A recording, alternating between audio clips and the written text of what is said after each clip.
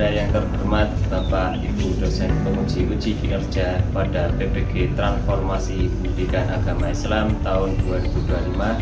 Perkenalkan, saya Muhammad Zainuddin Syafi'i, mahasiswa PPG WAI Batch 3 di LPTK Universitas Islam Negeri Kediri dengan NIM 252091011 pada hari ini, hari Jumat tanggal 10 Oktober 2025. Saya akan melaksanakan uji kinerja di SDN Wisowo 2 Kecamatan Kebong kelas 4 dengan materi beriman kepada Rasul-Rasul Allah.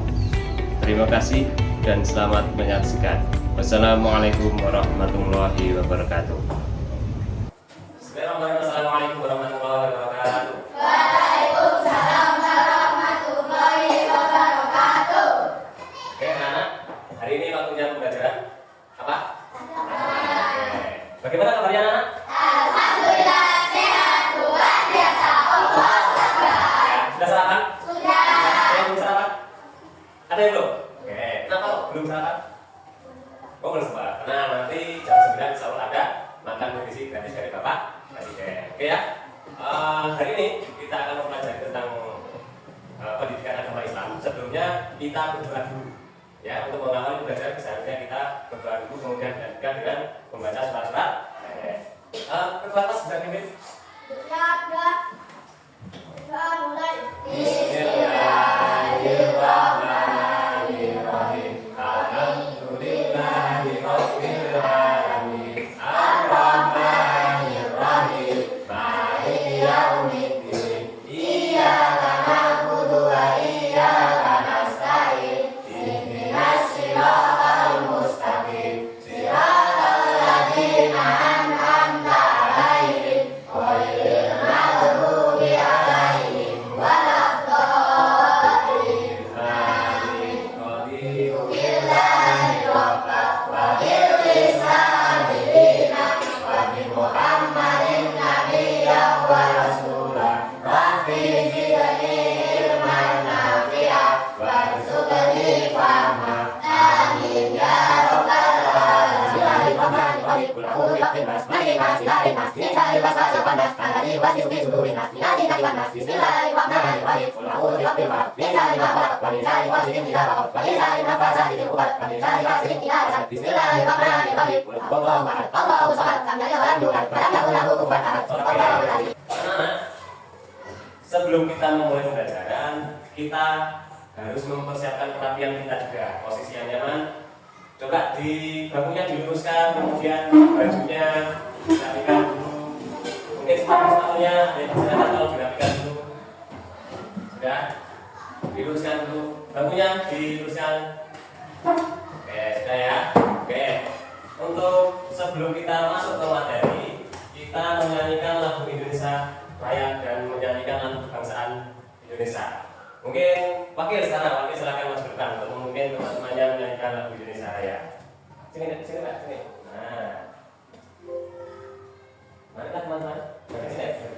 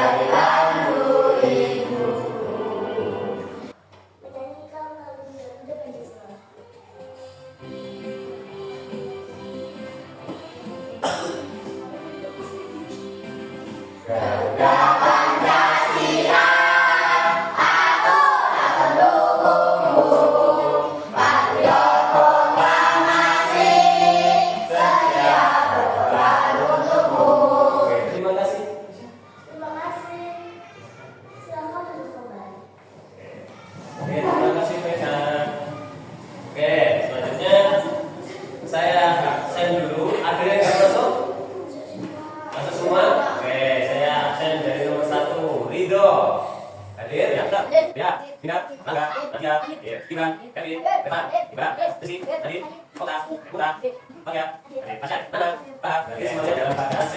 Kita syukuri dengan bacaan alhamdulillah. Oke. Kali ini kita akan belajar. Apa sih fungsinya belajar itu? Ayo, ya. Mencari ilmu, mempersiapkan di masa depan. Kalau kita mulai kecil dibiasakan untuk belajar, insya Allah ke depan ketika sama sudah dewasa, kemungkinan besar menjadi orang yang sukses. Orang yang pintar itu orang yang paling banyak dicari orang. Berarti uang yang akan mengejar kita, bukan kita yang akan mengejar uang.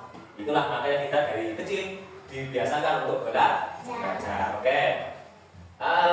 Kita mulai kesepakatan dulu untuk kelas ini. Nanti kalau pembelajaran kita berlangsung, kalau ada yang ingin ke kamar mandi, izin nggak? Dahulu, Pak, mohon izin saya pergi ke belakang, ke kamar kecil atau ke kamar buangan besar, gitu ya. Oke? Terus kemudian kalau ada yang bertanya, silakan angkat tangan. Pak, saya mau tanya. Atau ada apapun nanti angkat tangan dan bilang ke pasien ya. Oke? Paham tuh? Paham? Nah, oke. Kemudian kemarin kita sudah membahas tentang iman kepada Rasul. Jumlah Rasul ada berapa? 25. Yang jumlah seluruhnya ada berapa? Berapa?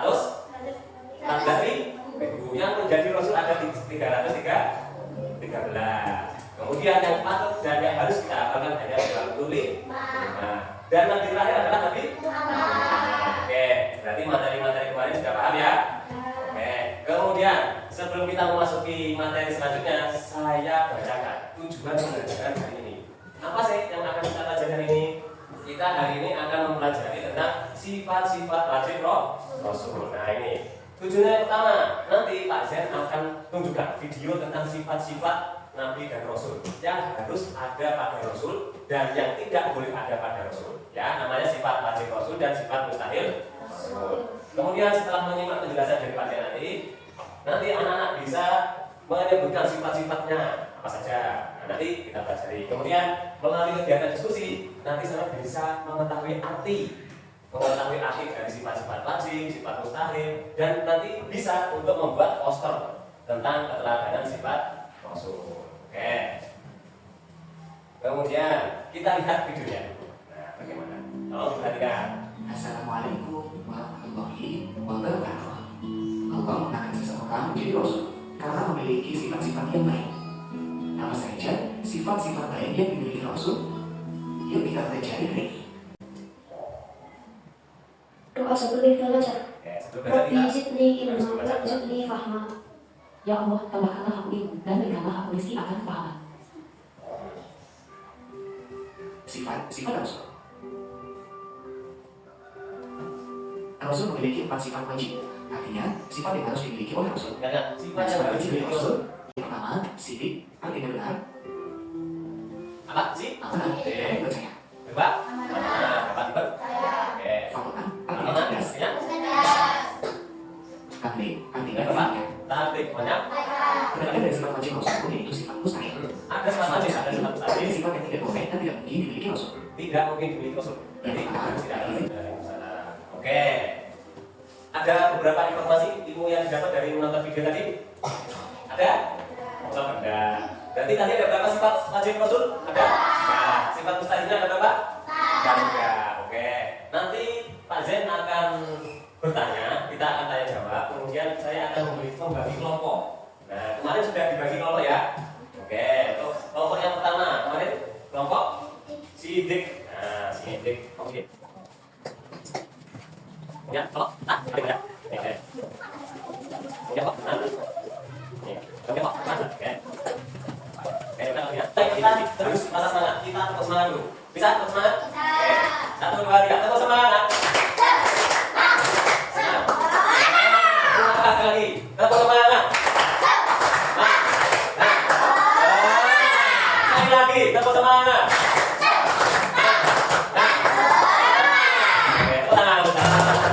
Sekarang coba dikerjakan, kemudian didiskusikan. Sudah saya bagian tengah videonya. Silakan didiskusikan. Nanti anak-anak presentasi dipaparkan di depan. Itu saya akan ada gerak. Kemudian kita diskusikan ya. Oke, saya. Oke. Itu kata sebentar. Yang di mana? Di mana? Terus bisa apa? Lagi tak? Oke, terus di buka, buka. Ini kan. Jangan mana? Jangan. Jangan. Review. Di mana? Di mana? Oke, itu. Oke. Lain tak? Enggak. Dengan ini, gimana? Itu sudah selesai. Ya, nah. Apa sudah selesai? Oke, nah. Berarti ya, boleh tahu. Berarti ada. Oke. Sini, sini. Oh, sini, ya. Oh, sini. Ada kan? Nah, dua. Oke. Ada kan? Mana kan? Ini saya. Coba. Ya, mana? Ya. Nah, tuh, coba. Ada. Nah, oke, ini sudah. Oh, kan. Oh, satu. Sudah semua? Siap untuk mempersiapkan ke depan? Sudah? Oke, yang pertama dari kelompok sini bukan pertahanan dan kebersihan. Dan ada nasib. Oh, berapa? Di bawah, di bawah. Oh, pertama. Oke, yang lebih depan, depan.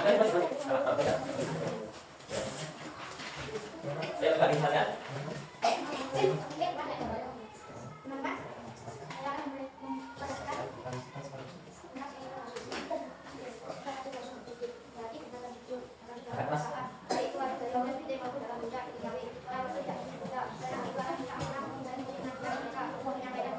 Yang lainnya di sana ya, Mas. Yang lainnya di sana Pak, di depan.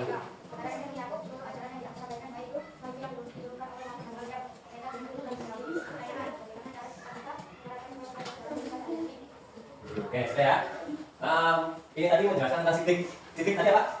Jujur. Ya, ingat-ingat. Sidik adalah jujur. Yaitu sifat yang wajib dimiliki seorang muslim adalah jujur. Oke, terima kasih dari kelompok sidik. Selanjutnya kelompok dari tak, ada yang bergerak. Baca. Nah, yang bergerak. Oke, ini yang menjelaskan tentang tak.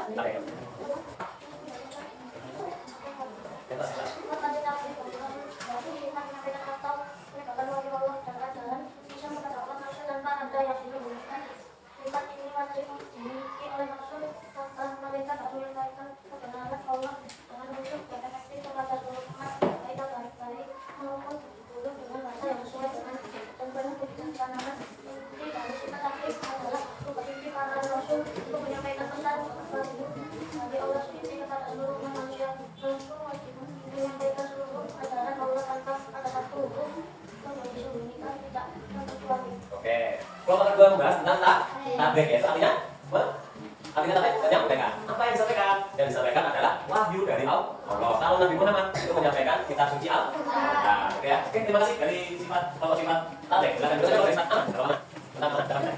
Sifat oke. Oke, ya.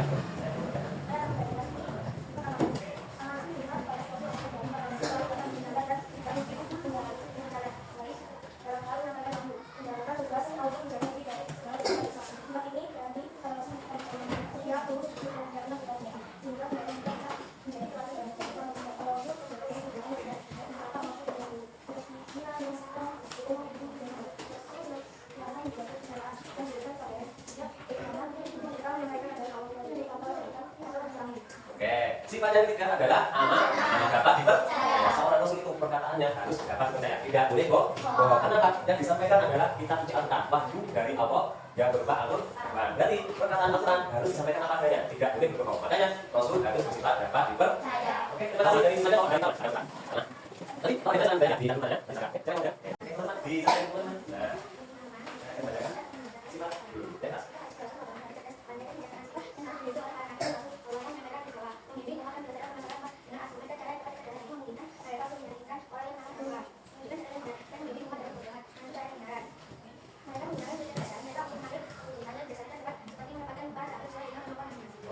Yang keempat adalah sifat patokan. Patokannya cerdas. Sampai yang menjadi cerdas. Oke. Rasul itu harus bersifat cerdas, tidak boleh bodoh. Kalau seorang rasul jadi memiliki sifat bodoh, dia tidak akan bisa menyampaikan wahyu secara baik. Makanya rasul harus bersifat cerdas. Jika ada yang bertanya, nanti umatnya bisa menjawab dengan baik. Oke, terima kasih untuk kelompok. Tepuk tangan untuk kelompok yang sudah berhasil bertanya. Sedikit saya jelaskan lagi dari yang dipresentasikan teman-teman kalian. Yang pertama, sifat wajib rasul, yaitu sidik, yaitu benar. Ingat kan ya? Sidik artinya? Nah, sidik artinya? Nah, yang kedua, tabligh, yaitu menyampaikan. Ketiga, amanah, yaitu dapat dipercaya. Sebelum materi selanjutnya, apakah ada pertanyaan? Oke, silakan. Oke, ada pertanyaan dari kelompok Patona. Bagaimana Rasul jika tidak bersifat Patona? Nah, berarti ini Rasul kan bersifat Patona, berarti bersifat barang Rasul. Tadi saya jelaskan. Kalau Rasul bersifat bodoh, dia tidak bisa menyampaikan wahyu secara baik, tidak bisa menyampaikan wahyu dengan baik. Andaikan Rasul seorang bodoh, ketika Allah menurunkan wahyu kepada Rasul, dia tidak bisa membaca bahasa Arab, tidak bisa membaca, tidak bisa menulis. Terus bagaimana? Terus bagaimana kita Rasul menyampaikan kepada umatnya? Tidak bisa toh? Nah, makanya Allah memberikan kecerdasan kepada Rasul agar dapat dipahami oleh umatnya, sehingga umat Islam seluruh dunia ini bisa menerima Al-Quran. Oke? Bisa paham itu? Ada pertanyaan lagi? Udah cukup ya tanyanya? Oke. Masih semangat? Masih semangat? Mau apa tadi? Oke, silakan. Oke. Saya kasih janji lagi ya. Tepuk semangat lagi. Habis itu nanti saya kasih ice breaking, yaitu nyanyi bersama-sama sampai teman-teman yang masih di kamar mandi. Oke, tepuk semangat seperti tadi ya. Oke, sekarang kompak ya Pak. Tepuk semangat. Semangat. Sekali, namanya semangat. Semangat. Seperti tadi. Oke, tepuk semangat.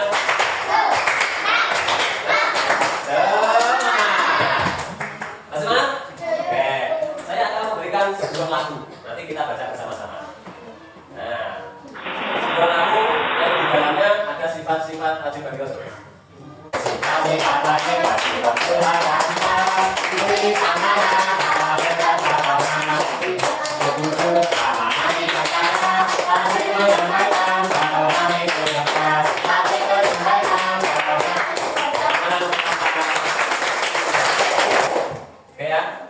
itu tadi anak-anak ya, materi tentang sifat-sifat wajib bagi Rasul ya.